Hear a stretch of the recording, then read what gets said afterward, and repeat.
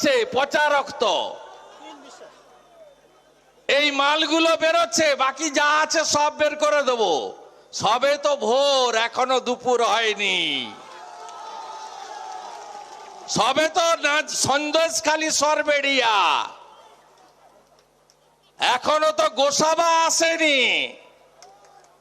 তাই দেখতে থাকুন, ক্রমশ দেখতে থাকুন।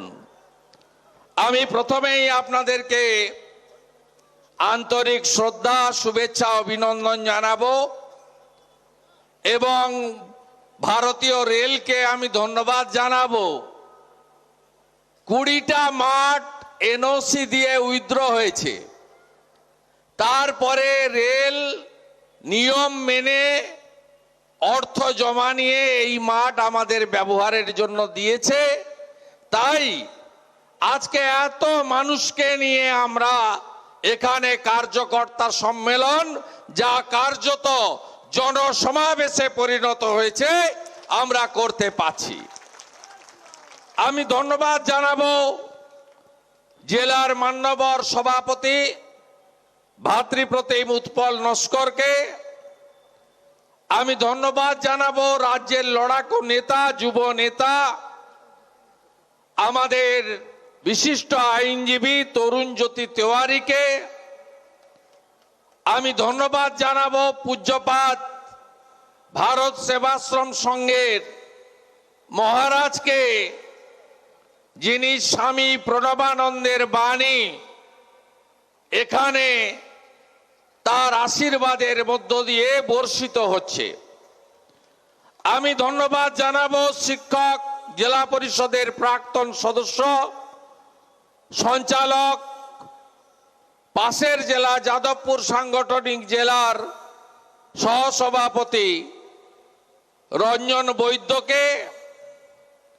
আমি ধন্যবাদ জানাবো ডক্টর অশোক কান্ডারি, মাননীয় মিন্টু হালদার গতবারের প্রার্থী ছিলেন, দেবতোষ আচার্য, সম্মানীয় মিহির বাবু, সম্মানীয় বোন প্রণতি মাঝি লোকসভার কনভেনার, মাননীয় সত্যপ্রিয় বাবু বর্ষিয়ান নেতা, মান্যবর দিলীপ হালদার যাদবপুর সাংগঠনিক জেলার সহসভাপতি, মাননীয় গোপাল মাঝি, মাননীয় শঙ্কর প্রসাদ মাঝি, মাননীয় কো কনভেনার প্রদীপ সর্দার, মাননীয় সঞ্জু দাশগুপ্ত এবং চন্দন মণ্ডল এবং অসংখ্য নেতৃবৃন্দ, সম্মানিত মঞ্চ।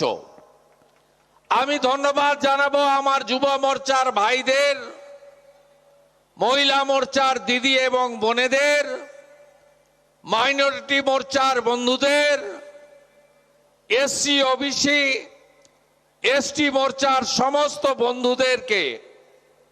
যেহেতু সময়ের অভাব এবং ঠান্ডাও যথেষ্ট আছে, তাই সকলকে একযোগে শ্রদ্ধা অভিনন্দন জানিয়ে আজকের এই সভার বিষয়বস্তু আপনাদের কাছে বলতে চাই। আপনারা জানেন যে আমি আজকে দিন শুরু করেছিলাম হুগলি জেলার শ্রীরামপুরে মিথ্যা মামলায় গ্রেপ্তার হওয়া কর্মীদের পরিবারের সঙ্গে দেখা করে।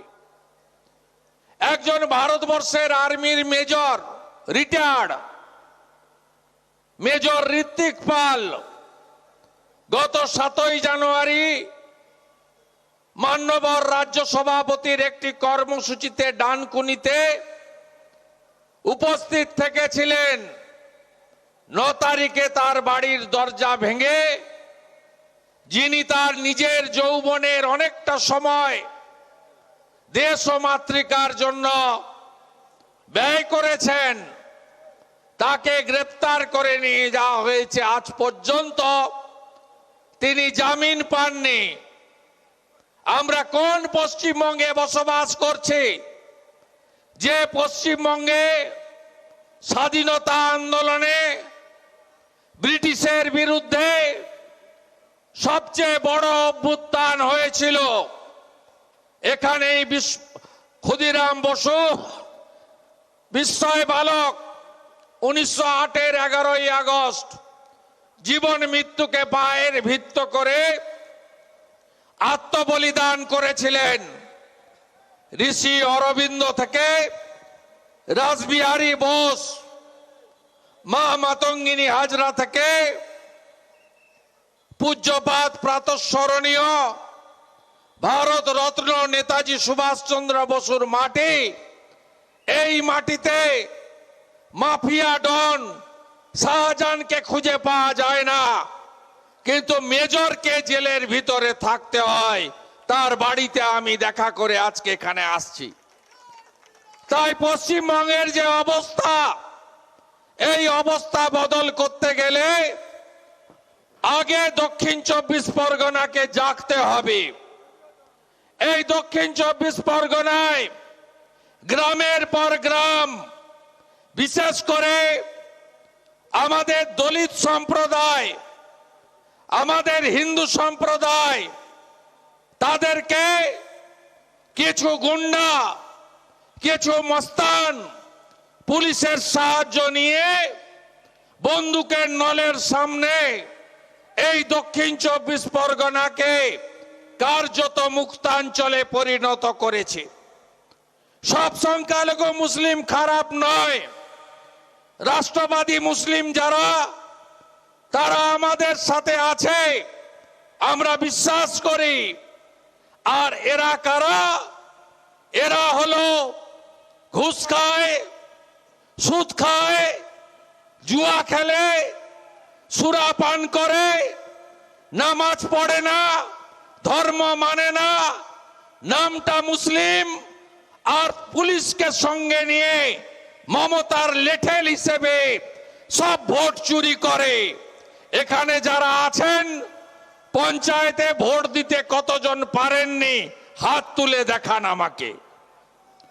কতজন পারেননি আপনারা? পশ্চিম বাংলার 1 কোটি গ্রামের লোককে ভোট দিতে দেয়নি এই চোর তৃণমূল, তার গুন্ডারা।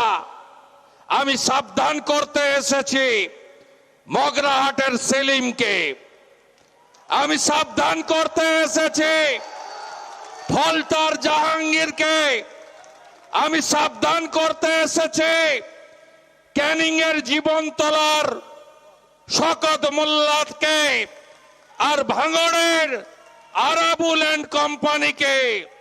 সময় আছে, সংযত হন, সংযত হন। আপনাদের থেকেও বড় গুন্ডা ছিলেন অনুব্রত মণ্ডল। ভোট এলেই বলতেন গুড় বাতাসা খাওয়াবো, চড়াম চড়াম ঢাকের আওয়াজ, উন্নয়ন দাঁড়িয়ে আছে। তিনি এখন সকন্যা তিহারে গড়াগড়ি খাচ্ছেন। উনিও তৃণমূলের বাঘ ছিলেন বীরভূমে, উনিও ভোট দিতে দিতেন না, উনিও ভোট লুট করতেন। আর শাহজাহান সাহেব বিরাট নেতা না? 5ই জানুয়ারি, 1 জানুয়ারি, 30 তারিখে আমি বসিরহাটে শক্তি কেন্দ্র এবং বুথ সভাপতিদের সম্মেলনে গেছিলাম। ওখানেও মাঠ দেয়নি, রেলের মাঠে করেছি। আমি শাহজাহানের খাপটা খুলে দিয়েছিলাম। সমস্ত হিন্দুদের কাছ থেকে 142 বিঘা জমি জোর করে নিয়েছে। এই শাহজাহান সন্দেশখালী, হিঙ্গলগঞ্জের বড় অংশকে হিন্দু শূন্য করেছে।